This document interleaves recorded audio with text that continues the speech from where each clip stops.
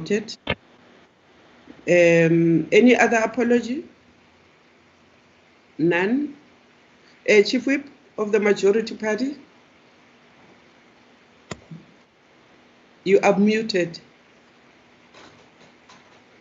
Chief Whip, you are muted. Thank you very much. Thank you very much, Honorable Speaker, and to all my colleagues. I have an apology of a Deputy Chief Whip. She's attending a funeral today of that cousin sister that I reported on. Thank you. Thank you very much. That is noted. Honorable members, do we have any other apology? Okay, we proceed. We proceed to consider the agenda. Is it in order? Can I have a hand saying we must proceed? Thank you very much, GS, and Adessing supports. Thank you. We then move on to item number 3, the minutes of the 16th of July. I take it the minutes were circulated, were read, and therefore I would take you, I see they are not being put on the screen. So. We are fixing that, ma'am. Oh, you are fixing that. Yes, if the host could please put them up.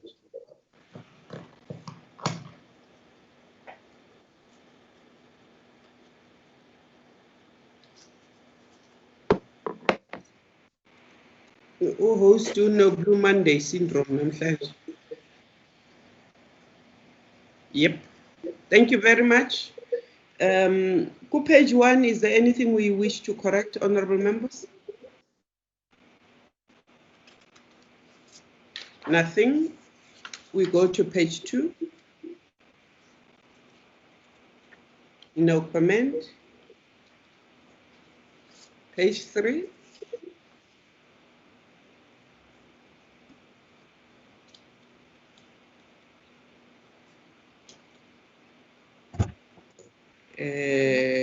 No comment. Page 4.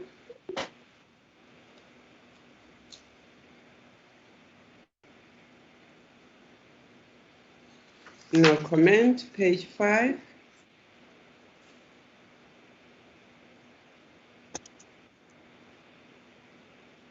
No comment. Page 6.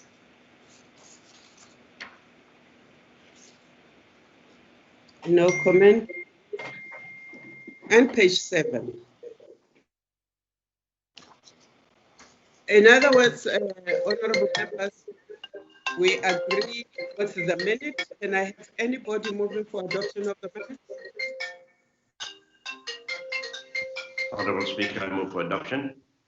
Honorable Singh moves. Honorable Chief Whip of the majority seconds. I second. Thirds. Thank you very much. We go to matters arising. Makabane and colleagues. Matters arising. Item number 4. Any matter arising? None? As there's progress, namhlanje. If there is no matter arising, that is, you sure there is no matter arising? No, Honorable Speaker. Nothing that we won't deal with in the program. Yes. Thank you. So, okay. So we proceed. Committee section, I hope you are ready. Good morning, Madam Speaker. We are ready from committee section. Our presentation will start at slide number 8. It is the South African Reserve Bank Amendment Bill before Standing Committee on Finance. The committee is planning to have briefings on the 18th and public hearings on the 25th of August. The next update is on slide number 9. It is the Auditing Profession Amendment Bill before Standing Committee on Finance. The committee is planning to have public hearings on the 26th of August. The next update is on slide number 14. It is Civil Aviation Amendment Bill before PC on Transport. The committee is planning to resume deliberations on the 18th of August. The next update is on slide number 15. It is the Road Accident Benefit Scheme Bill before PC on transport. The committee is planning to consider and adopt the report on the 21st of August. The next update is on slide number 19. It is Local Government Municipal Systems Act Amendment Bill before PC on COCTA. The committee is planning to deliberate and finalize the bill on the 31st of July. What follows is other matters before committees. Updates at slide number 35.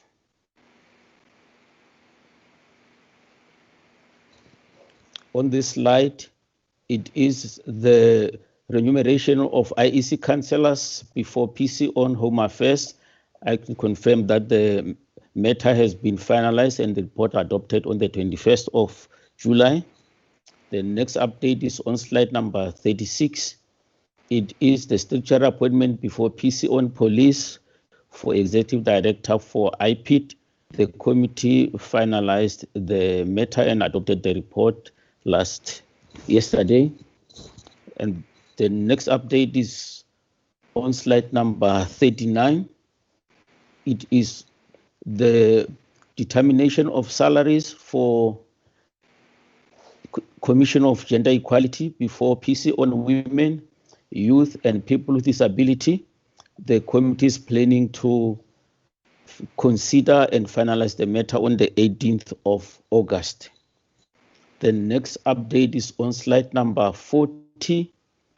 It is the matter before Standing Committee on Finance, salary determination of FFC commissioners. The committee is planning briefings and deliberations on the 1st of September. The next update is on slide number 41. It is the statutory appointment for ICASA councillors before PC on communication. The committee finalized the matter yesterday. The next update is on slide number 45. It is the NYDA filling positions before PC on women, youth and people with disability. The committee has slightly adjusted the program, but the date of finalization is now the 5th of August. Next week, the committee will be having interviews in Gauteng on the 27th, 28th, 30th, and the 31st. The next update is on slide number 47. It's now petition. The petition before PC on COCTA, that is the Ward 23 of Zanin. The committee planned to finalize the matter on the 15th, but the deliberations were postponed. The matter will be scheduled. Another update is on slide number 48. Also a petition before COCTA from Naisna United. The committee could not finalize the matter on the 15th, and the committee will schedule further activities. Slide number 49. Also a petition before PC on COCTA from Freedom of Religion South Africa. The committee could not finalize the matter on the 15th, and the committee will still schedule activities. The next update is on slide number 51.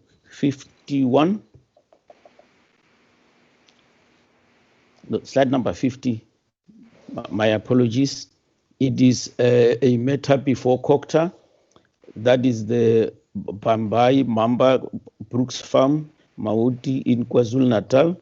The committee is planning briefings on the 31st of July. The next update is on slide number 51. It is a petition before PC on public enterprises from Jamestown, Stellenbosch communities. The committee is considering deliberations on the 31st of July. The next update is on slide number 52. It is also a petition before PC on public enterprises, Jemiston Egruleni. The committee is planning to consider and deliberate on the 31st of July. The next update is on slide number 53. It is a petition from Actionville Benoni before PC on Human Settlements, Water and Sanitation. The committee is planning deliberations on the 30th of July. This concludes our report, Madam Speaker. I thank you. Honorable members, the floor is open.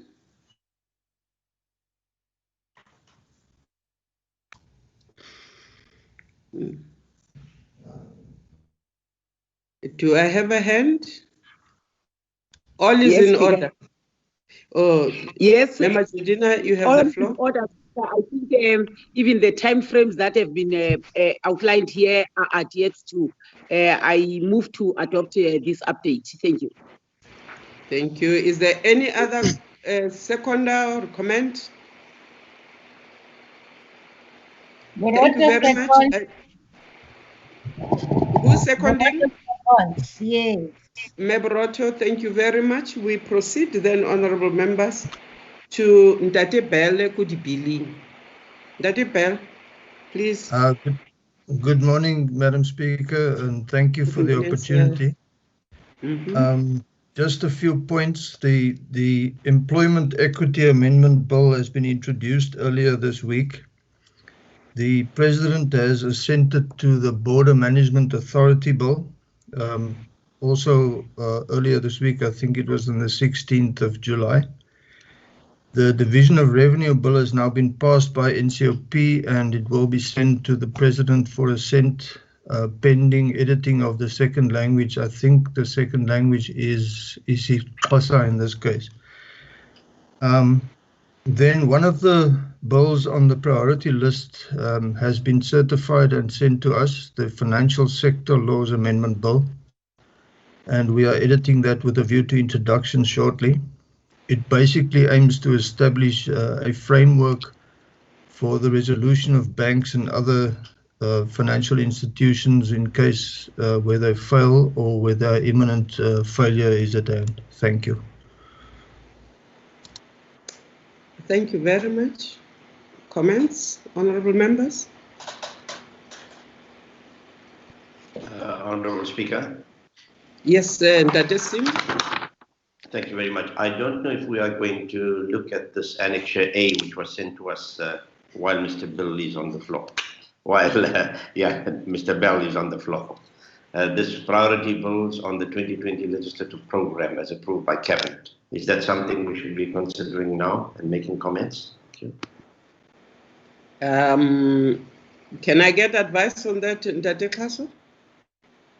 Madam Speaker, this is the list that we've been mentioning, that it had been sent to Parliament. So last week we committed to forward it to honourable members. So it's not an item on the agenda. It was sent for information, but it is for the meeting to decide how to treat the matter. Thanks. Yeah, Ndate Bell, can you further elaborate on this? Have they been certified? Whatever. Can we actually get into this list? Thank you, Madam Speaker. Yes, I've been following the list quite closely. And of the 37 bills on that list, 5 have been introduced. 4 the committees are dealing with now. It's the disaster management relief bills and, of course, Division of Revenue and Adjustments Appropriation. The only other one that's was introduced is the Judicial Matters Amendment Bill, which is already in NCOP and has a Constitutional Court deadline. As I've mentioned earlier, the Financial Sector Laws Amendment Bill is with us for, has been certified and sent to us with a view to introduction. But I also have to say that I've taken note of, I think that the Councillor to the Deputy President's remarks in the minutes of last week's meeting, where he specifically mentioned that there was a summit to address gender-based violence, and on the strength of that, Justice and other departments or other ministries were informed of which acts had to be amended to address this issue. Now, the point here is that until these bills are actually certified and come to Parliament, there is no way that we can know what's in them specifically. And we deal with legislation. We don't deal with national strategic plans, even if they underline the legislation that is still to come. So I'm very eager to see when the bills will come and what they will look like, but at the moment I don't have anything to share. As was also mentioned before, after cabinet approval, the onus is on a minister to send the draft bill to the presiding officers of Parliament for the purpose of informing committees and giving them an opportunity to work out a plan of action. That has not happened yet, and until that happens, we won't know what's in those bills. Thank you. Thank you very much. Ndate Singh, did you get your response? Yes, Honourable Speaker, there are two bills there that I just want to refer to. One is number 22, which is the ZOL bill. Well, yesterday we heard a new word called the ZOL. This is the regulation of cannabis bill, because it has a court order which lapses on the 17th of September 2020, our Chief Whip, 2020, and then the Judicial Matters Amendment Bill Concord order lapses on 22 October 2020. What I'm just saying is that we've got to watch those deadlines very closely, especially with the regulation of cannabis bill. Thank you. Thank you very much. We will do so. Any other Madam Speaker, it's Natasha. Members? Yes, ma'am, Mazoni. Thank you, Speaker. Speaker, when we first spoke about these gender-based violence bills, you and I were particularly animated by them, and I was wondering if you have had a chance to write a letter to the executive as you undertook to explain to them that none of these bills had in fact been brought before us, and it certainly wasn't Parliament that wasn't doing its job, so that any misconceptions that may have been created were cleared up. And I was just wondering if you could confirm that you had in fact written to the executive to let them know. We did in fact write, and there was a response confirming exactly what Ndate Bell has been talking about. The leader of government business undertook to ensure that the bills still in the consideration of cabinet are sped up and they come to us. So indeed the matter was discussed, and there was a toing and froing of letters, and it is understood that Parliament was not at all at fault. And I think there was in fact even a bit of a statement on it publicly that the ministers will make sure that we get the bills. Thank you very much, Madam Speaker. Thank you. Is there any other member which is... Yes, Mkalipi? Madam Speaker, I would like to comment on number 3, the Local Government Municipal Demarcation Amendment Bill 2020. And it's also written in red that this bill will have an impact on local government elections. So I just want to understand from Mr. Bill, is Mr. Bell, Mr. Bill. Mr. Bell. Mr. Bell, who is the Mr. Bill for the Programming Committee, if this bill will have an impact on local government elections, are we going to make it, Speaker? And Ndate Bell. Madam Speaker, at the moment, my guess is as good as, well, maybe not as good as anybody else's. But I suppose it also ties in with the Home Affairs Bill, the Electoral Laws Amendment Bill, which is also a priority bill for 2020 and which must still come to Parliament. I have been in touch with as many people as I could get in touch with, especially as Mr. Singh has mentioned, the regulation of cannabis bill. I have spoken to the department and I have received a response that they are working on the bill, but it's not clear to me whether it's actually officially been approved by Cabinet yet. They are aware of the Constitutional Court deadlines, and I think in most cases the Constitutional Court deadlines are covered by read-in provisions that I won't say make the deadline a bit less urgent, but would certainly help if Parliament doesn't make it. Thank you. Any other comment? Okay, Ndata Singh, you rest your case. Yes, okay. Yes, ma'am, I do. Thank you. So we must keep a tighter hand and eye on those bills, and we must just make sure that we don't miss because we are sleeping on our feet those two constitutional deadlines. And if we do think that we are not going to make them, we will have to spring into action and ensure that at least we have reasonable prospects of convincing the courts, but we must try and beat the deadlines, whichever way we do things.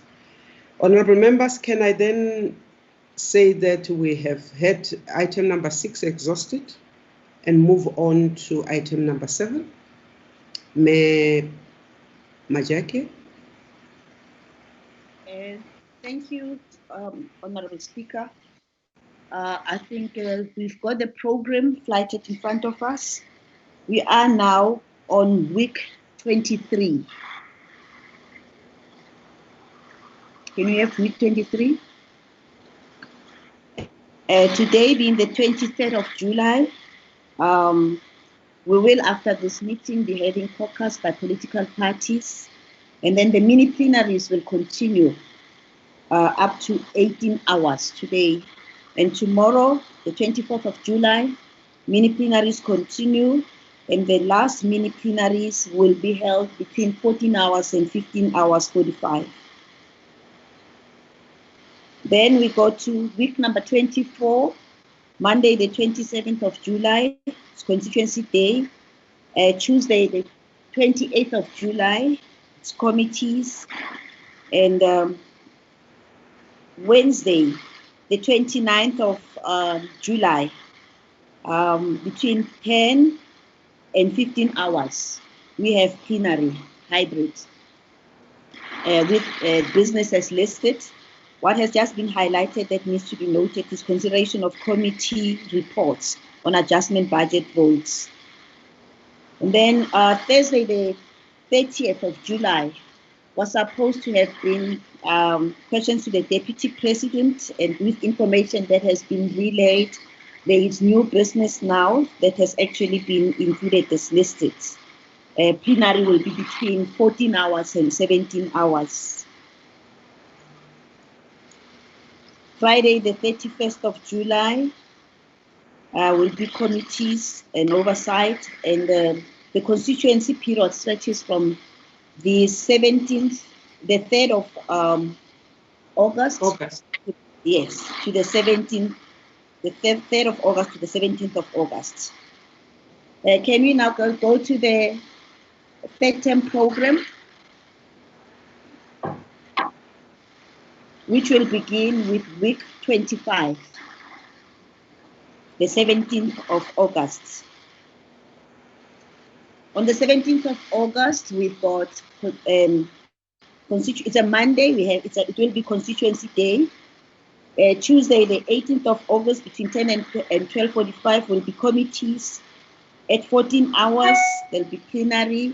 It's a hybrid plenary with businesses listed. And maybe to note is the debate on National Women's Day, and also debate on urgent matter of national public importance. Wednesday, the 19th of August, between 9 and 12:45 is committees. At 10 o'clock is Chief Whip's Forum. 15 hours is plenary. The main business of the day will be questions for oral reply, Cluster 1, Peace and Security. Thursday, the 20th of August, at 8:30 is Programming Committee. At 10 o'clock, it's caucus by political parties. 14 hours to 17 hours, there will be plenary. The main business of that day will be questions to the Deputy President. Friday, the 21st of August, is committees. Week 28, which follows Monday, the 24th of August, is Constituency Day. Tuesday, the 25th of August, between 10 and 12:45 is committees. 14 hours. On Tuesday, the 25th of August, is plenary for businesses listed to note this debate on urgent matter of national public importance.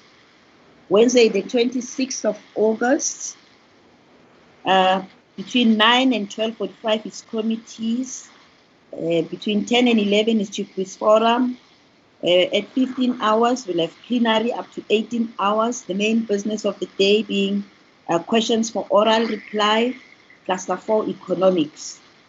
Thursday, the 27th of August, at 8:30 is Programming Committee meeting. Between 10 and 13 hours, there'll be multi-party women's caucus. At 14 hours, there'll be plenary up to 17 hours, and the main business of the day will be questions to the President. Friday, the 28th of August, between 9 and 13 hours, there will be a PGIR meeting. And then also business that has been proposed is the Women's Parliament. Week 29, Monday, the 31st of August is Constituency Day. Tuesday, the 1st of September, between 10 and 12:45 will be committees. 14 hours, there'll be plenary, hybrid plenary for businesses listed. Wednesday, the 2nd of September, between 9 and 12:45 is committees. Between 10 and 11 is Chief Whip's Forum. At 15 hours, there'll be plenary, and the main business of the day will be questions for oral reply, Cluster 2, Social Services. Thursday, the 3rd of September, at 8:30, we'll have a Programming Committee meeting. At 10 o'clock, up to 13 hours, it will be multi-party women's caucus, and then mini plenaries, virtual mini plenaries. Friday, the 4th of September, we'll have committees, and the constituency period will stretch from the 7th of September to the 5th of October. I thank you, Honorable Speaker. Thank you very much, ma'am. The floor is open. Madam Speaker. And addressing. Madam Speaker. Yes, ma'am, noted. Madam Speaker, Dr. Mulder, please.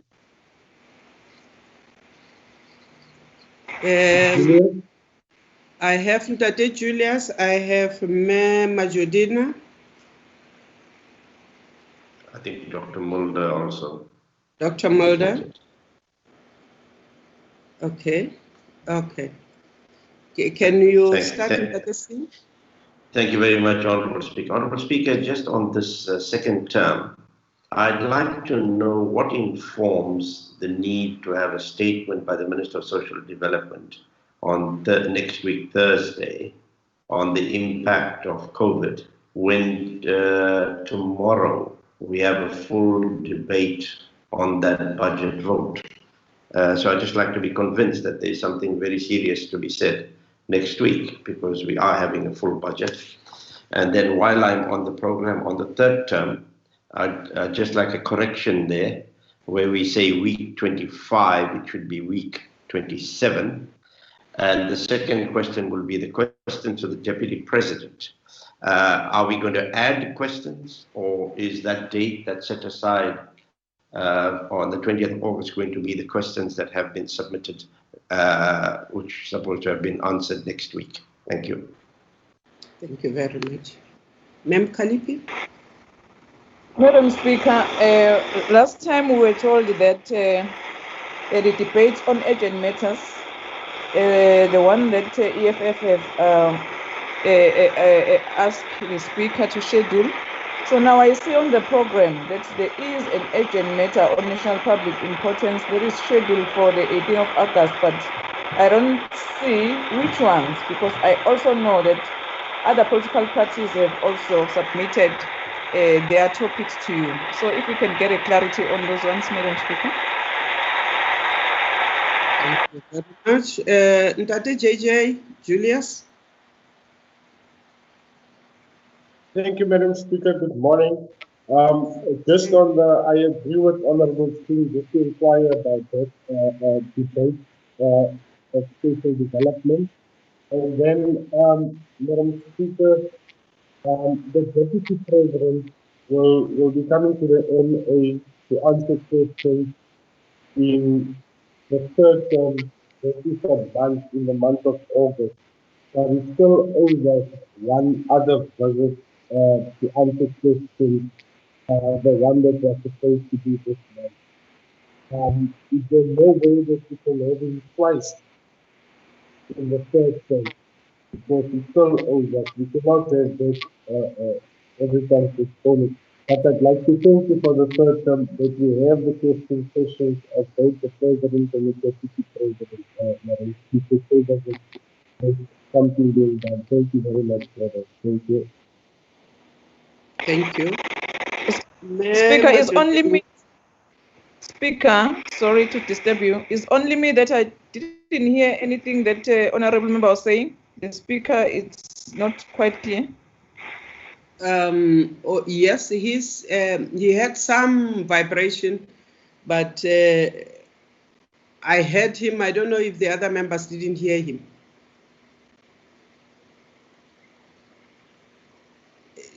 Dr. Julius, maybe we should ask you, because nobody is responding, to just repeat yourself. We did not hear Speaker. We did not hear him. Okay, Dr. Julius, please repeat yourself. Thank you, Madam Speaker. Can you hear me now? Yes. Yeah, they are nodding. I agree with Honorable Singh that we need to inquire the debate on social development. What's the rationale behind that one? And then my second point was the Deputy President will not be visiting the NA to answer questions in this month. So he will be coming next month, and he was supposed to be there next month too. So he owes us one session in the NA. I was wondering whether we cannot have him twice in next term, seeing that next term is only 1 month. And I congratulated or thanked the Speaker for having the President and the Deputy President in next term, although it's so short. Thank you, Speaker. Okay, thank you. Ntate Mulder? Good morning, Speaker. No, I've got just two questions with regard to the session of next week, Wednesday. The program starts off with the Portfolio Committee reports, and it's indicated that there will be no debate. My question is, are we going to have all those reports introduced by the chairpersons one after the other, because that could go on for quite a while? And secondly, I would like to know with regard to the voting process on the additional budget next Wednesday, if we could get some more clarity exactly in terms of how that program or that process is going to work. Thank you. Thank you very much. Member Jordina, I had jumped you and I apologize. Thank you very much, Honorable Speaker. Honorable Speaker, on the questions to Deputy President, I thought that Deputy President will be responding to July questions in August. The questions that he is unable to attend to on the 30th will be attended to in August. I fully agree with Mr. Julius that we must schedule Deputy President to come twice so that we don't have a backlog. But for August, he will be responding for July questions.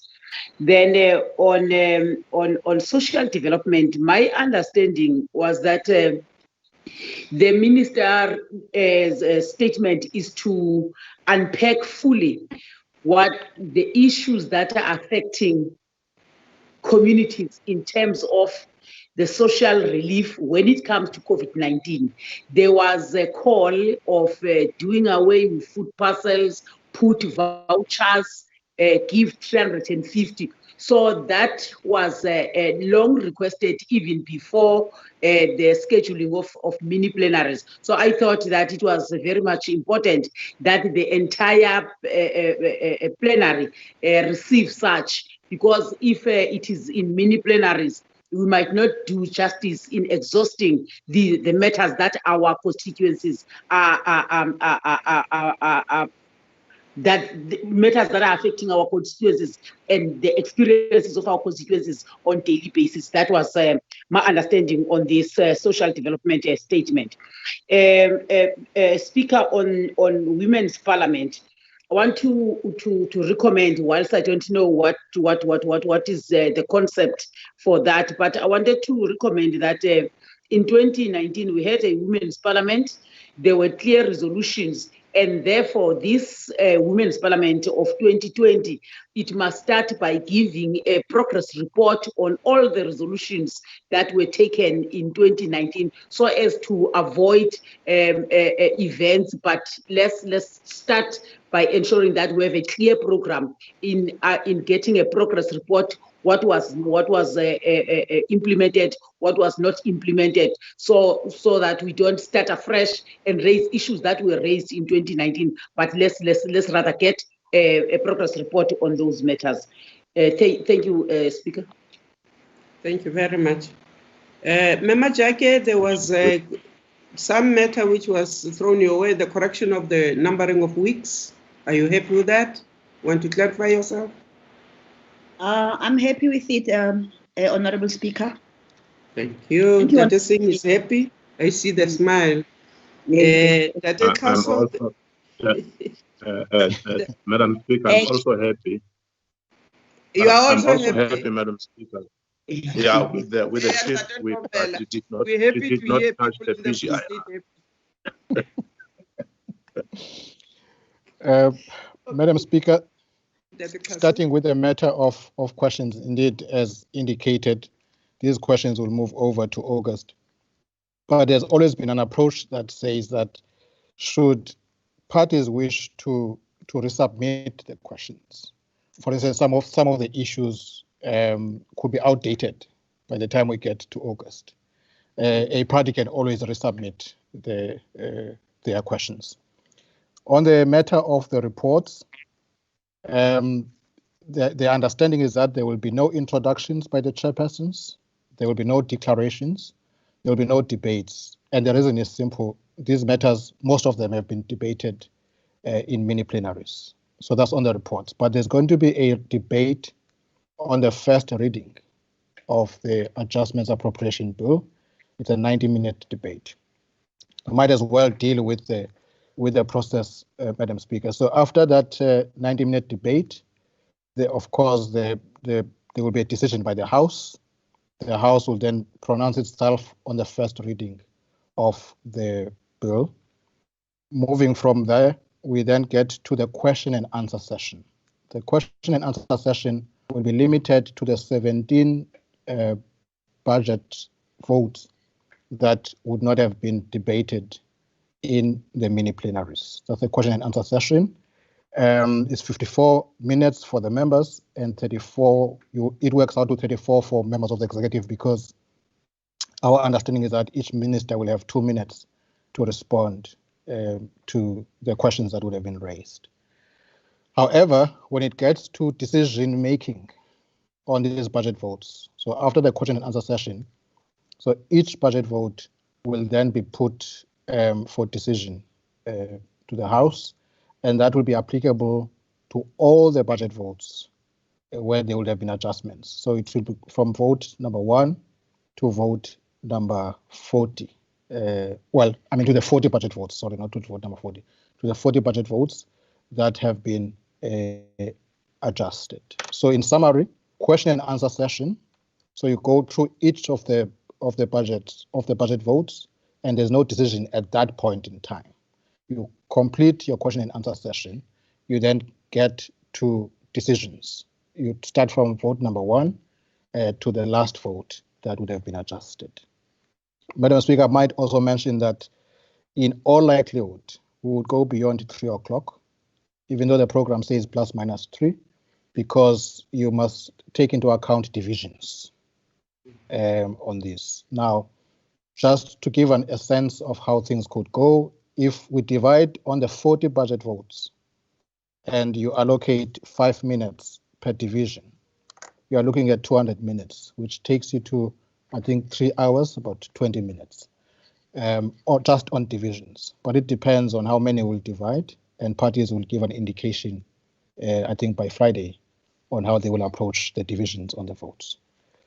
Thank you, Madam Speaker. And the issue of the statement, I think it has been explained, but I will take guidance from Madam Speaker and the members on the matter of the statement by the Minister.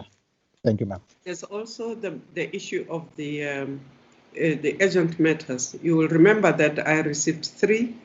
Yes, ma'am. Can you just elaborate on that? Indeed. We have 3 SNAP debates that have been approved. The one is by the EFF, Black Lives Matter. Of course, the party must still finalize the issue of the topic. We're dealing with that. We have the one from the IFP on the opening of schools. And there's another one that has been approved by Madam Speaker recently. It's on farm matters. So it's 3 that have now been approved. There is another that we're still dealing with, but we're not ready to report on that one, a 4th one, because it's still with us. We are processing, and at the right time, it will get to Madam Speaker. But for now, we've got 3 that have been approved, Madam Speaker. Thank you. Thanks. Any more clarifications, honourable members? Speaker? Yes, Ma'am Kalipi?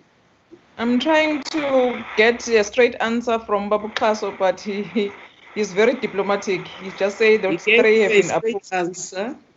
What did he say? Have approved. We've been having a discussion with the IFP to write in a particular manner, the way, they have a style that is approved. And those things, as far as I heard the last time in the class, was that there was agreement, there was a change somewhere, a word or 2, and that debate is going to take place.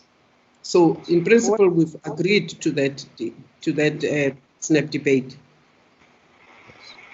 Yes, indeed, ma'am. I think it's really a question of deciding which one comes first out of the 3 slots. And that will be finalized between ourselves and the programming. And will be communicated by the time we adjourn next week. The dates will be clear. Yeah. Okay. In other words, the EFF, the Black Lives Matters debate is on. It is just a matter of scheduling. It's a matter of semantics. It's semantics and scheduling. Yes. Yes, ma'am. Speaker. Okay, thanks very much. Kuyabonakala ubaba uxhaso ukuthi uyisoka. Uyakwazi ukubeka udaba lakhe lungaqhathi umuntu. Speaker, I just want to comment on the debate regarding the social development as well. I know, Speaker, that the debate or the statement is requested by the member of the executive. But I just want to get a guidance from you, Speaker, because it looks like there are so many departments that needs to make these statements. If I can share one, the Department of Labor is in crisis. And you may know, Speaker, that Section 189 is of LRA is a very, very famous section now that is being used. And our people does not have a clarity. Also, the issue of the Temporal Employment Relief Fund, the issue of retrenchment. So we really need the Minister of Labor and Employment to talk to the nation, also just to get a sense what is happening in terms of how are they going to deal with such situation. Although I know that it's up to the executive member to request to the Parliament to make such statement, But as Parliament as well, as members of Parliament, we need some clarities from this various department. As Honorable Chief Whip of the ANC saying that those are the issues that are affecting us on our daily basis on the constituency. Thank you much. Thank you very much, Madam Speaker. Thank you very much. In fact, our initial response to the minister when she approached on this one was, we just coming out of your colleagues, one, doing public statements, two, appearing in the mini plenaries. Why is this urgent? And then there was motivation and we looked at all the other factors. Our own understanding is that what Ma'am Kalipi is also saying has an impact because overall to deal with all these matters, the non-payment of the UIF, the whatever, the business is crashing, it gives us a whole basket of things which then must be dealt with by social development. And our understanding is that this minister must deal with that. But we take your point that we might as well also approach Labour and say, but where are you? Can you explain these matters so that uvakale out there in the streets? And the whole point is that we don't just get information, we also create a sense of government has not forgotten about me in this time of crisis out there in Kukwini Estradini. So that information is necessary for people to see themselves within that discussion. So we will hit your call. We might as well say that we're also looking at the security cluster. A lot of unease and a lot of discussion that Parliament must get into there. And if the ministers don't approach, we might look at a possibility of urging them towards coming through and actually explaining matters. So we hear what you are saying, Ma'am Kalipi. We understand that it is our role to make sure that the public understands what government is doing. Members, is there anything else under the consideration of the program? Yes, ma'am. Could I ask something more with regard to next week's voting again? Yes, Dr. yes, speaking. Dr. Mulder. I just want to make sure that there will be no declarations of vote. And if that's the case, I want to know if it's also the case with regard to the 17 portfolio, the 17 budget votes that were not discussed in plenaries. Yeah. May I, Madam Speaker? Yes. Yeah. With the adjustments bill process, there is no declarations of vote. So the approach, let's say we didn't have mini plenaries. What would have happened is that all these budget votes would have been taken through a question and answer session in the House. Now, what was agreed on last year and the year before, I think, is that where a party has time available to it and it does not wish to ask a question, they can use that time to make a statement. So you're not forced to ask a question if you don't have one, but you can still express yourself. So to answer you, Dr. Mulder, there is no typical declarations process for the adjustment process, but you have a question and answer session, and that is in respect of the 17 votes that would not have been debated in the mini plenaries. But when it comes to decision, they will all be put to the House for decision. Thank you, ma'am. Thank you. Dr. Mulder, is that okay? Are you okay with it? It's clear. Thank you, ma'am. Thank you very much. Honorable members, is there any member who has an announcement to make? None. May we just announce that we took liberty on all our behalf to send condolences to the Mlangeni family and to send well wishes to all the members that we know who have been affected by COVID-19. We must also say that Chief Whip, have again lost a member in the NCOP, and that indeed Poverty doesn't choose who you are, where you stay. It hits who she is at will. So we must continue, honorable members, to be the example we want to see out there, to do all the things that are expected of us. That would be my last word. And to wish you all safety, and that we keep that safety until we can all again see each other, having beaten this thing. If that is all, I wish you well, and this meeting is officially now adjourned. Thank you very much. Thank you. Thank you, Madam Thank you, President. Speaker. Thank you, Madam Speaker. Thank you. Thank you, Keep Speaker. everyone. Thank you. Buyani ngoku, Speaker. Come back. Come back, Speaker.